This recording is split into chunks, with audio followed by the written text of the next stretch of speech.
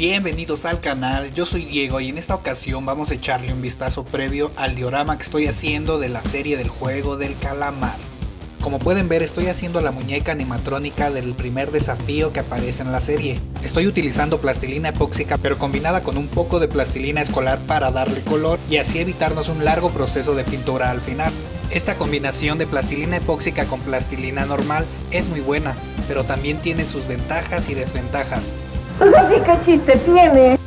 La idea es representar esa escena del juego en un pequeño diorama, y para formarlo voy a hacer algunos elementos que acompañan a la muñeca animatrónica en el capítulo, como lo son el árbol seco, el fondo del escenario o los enmascarados. Todo esto para poder ambientar lo mejor posible nuestro escenario.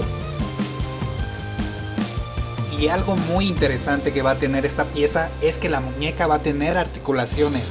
Serán unas articulaciones muy simples pero hechas totalmente a mano, y estas van a servir para que la muñeca pueda hacer los mismos movimientos que vimos en la serie.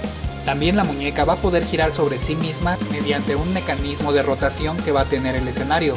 Así podremos simular el juego de luz verde, luz roja.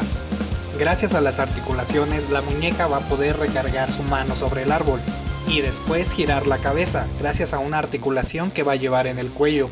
Todo este escenario lo hice con papel ilustración y el árbol lo hice con papel y con porcelana fría flexible. Y la cerecita del pastel va a hacer que la muñeca también va a poder mover los ojos. No, ¿en serio? Así que te invito a suscribirte para que no te pierdas la review de la pieza terminada y posteriormente el video con el proceso de creación de la misma. Yo soy Diego y sin más que decir, ahí no solemos.